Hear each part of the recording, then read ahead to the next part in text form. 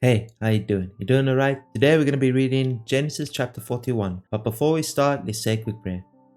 Dear Lord, as we come before you today in the preparation to read Genesis chapter 41, I pray that you give me the strength to speak with accuracy and clarity, that the person on the other side of the screen may get a full understanding of your word, because your word deserves all the light, Lord. We love you, Jesus, with all our heart and soul. Amen. With that being said, let's read Genesis chapter 41. Pharaoh's dreams. 2 full years later, Pharaoh dreamed that he was standing on the bank of the Nile River.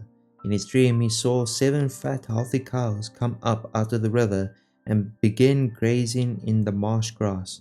Then he saw 7 more cows come up behind from the Nile, but these were scrawny and thin. His cows stood beside the fat cows on the river bank. Then the scrawny thin cows ate the 7 healthy fat cows. At this point in the dream, Pharaoh woke up, but he fell asleep again and had a second dream. This time he saw 7 heads of grain, plump and beautiful, growing on a single stalk. Then 7 more heads of grain appeared, but these were shriveled and withered by the east wind, and these thin heads swallowed up the 7 plump, well-formed heads. Then Pharaoh woke up again and realized it was a dream. The next morning Pharaoh was very disturbed by the dreams, so he called for all the magicians and wise men of Egypt. When Pharaoh told them his dreams, not one of them could tell him what they meant. Finally, the king's chief cupbearer spoke up. "Today I have been reminded of my failure," he told Pharaoh. "Some time ago you were angry with the chief baker and me, and you imprisoned us in the palace of the captain of the guard. One night the chief baker and I each had a dream, and each dream had its own meaning. There was a young Hebrew man with us in the prison who was a slave of the captain of the guard. We told him our dreams, and he told us what each of our dreams meant, and everything happened just as he had predicted. I was restored to my position as cupbearer, and the chief baker was executed and impaled on a pole. Pharaoh sent for Joseph at once, and he was quickly brought from the prison. After he shaved and changed his clothes, he went in and stood before Pharaoh. Then Pharaoh said to Joseph, "I had a dream last night, and no one here can tell me what it means. But I have heard that when you hear about the dream, you can interpret it." "It is beyond my power to do this," Joseph replied. "But God can tell you what it means and set you at ease." So Pharaoh told Joseph his dream. "In my dream," he said, "I was standing on the bank of the Nile River, and I saw 7 fat, healthy cows come out of the river and begin grazing in the marsh grass. But then I saw 7 sick-looking cows, scrawny and thin, come up after them. I've never seen such sorry-looking animals in all the land of Egypt. These thin, scrawny cows ate the 7 fat cows, but afterward you wouldn't have known it, for they were still as thin and scrawny as before. Then I woke up. Then I fell asleep again, and I had another dream. This time I saw 7 heads of grain, full and beautiful, growing on a single stalk. Then 7 more heads of grain appeared, but these were blighted, shriveled, and withered by the east wind, and the shriveled heads swallowed the 7 healthy heads. I told these dreams to the magicians, but no one could tell me what they mean." Joseph responded, "Both of Pharaoh's dreams mean the same thing.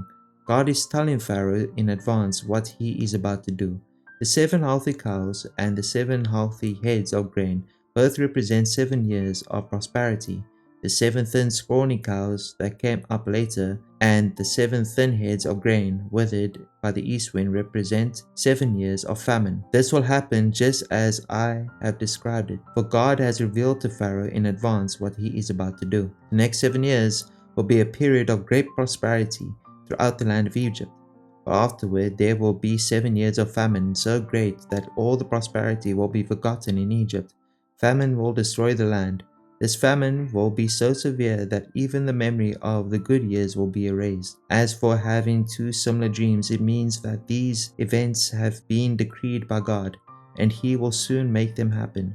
Therefore, Pharaoh should find an intelligent and wise man to put him in charge of the entire land of Egypt. Then Pharaoh should appoint supervisors over the land and let them collect 1/5 of all the crops during the 7 good years. Have them gather all the food produced in the good years that are just ahead and bring it to Pharaoh's storehouses. Store it away and guard it so there will be food in the cities. That way there will be enough to eat when the 7 years of famine come to the land of Egypt. otherwise this famine will destroy the land. Joseph's suggestions were well received by Pharaoh and his officials. So Pharaoh asked his officials, "Can we find anyone else like this man, so obviously filled with the Spirit of God?" Then Pharaoh said to Joseph, "Since God has revealed the meaning of the dreams to you, clearly no one else is as intelligent or wise as you are. You will be in charge of my court, and all my people will take orders from you.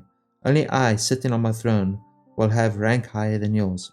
Pharaoh said to Joseph, "I hereby put you in charge of the entire land of Egypt." Then Pharaoh removed his signet ring from his hand and placed it on Joseph's finger. He dressed him in fine linen clothing and hung a gold chain around his neck. Then he had Joseph ride in the chariot reserved for his second in command. And wherever Joseph went, the command was shouted, "Kneel down!" So Pharaoh put Joseph in charge of all Egypt. And Pharaoh said to him, "I am Pharaoh, but no one will lift a hand or foot in the entire land of Egypt without your approval." Then Pharaoh gave Joseph a new Egyptian name, Zaphaneth-Paneah.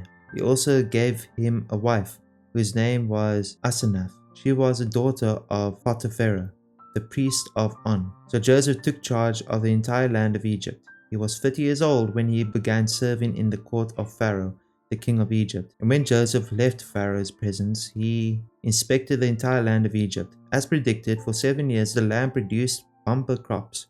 During those years, Joseph gathered all the crops grown in Egypt and stored the grain from the surrounding fields in the cities. He piled up large amounts of grain like sand on the seashore. Finally, he stopped keeping records because there was too much to measure. During this time, before the first of the famine years, 2 sons were born to Joseph and his wife, Asenath, the daughter of Potipharah, the priest of On.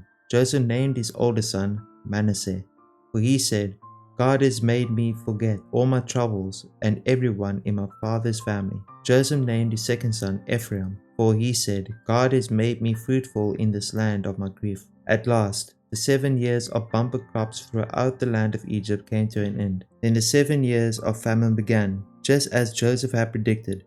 The famine also struck all the surrounding countries, but throughout Egypt there was plenty of food. Eventually, however, the famine spread throughout the land of Egypt as well. And when the people cried out to Pharaoh for food, he told them, "Go to Joseph and do whatever he tells you." So with severe famine everywhere, Joseph opened up the storehouses and distributed grain to the Egyptians, for the famine was severe throughout the land of Egypt, and people from all around came to Egypt to buy grain from Joseph because the famine was severe throughout the world. That's Genesis chapter 41. Hopefully you guys learned something today.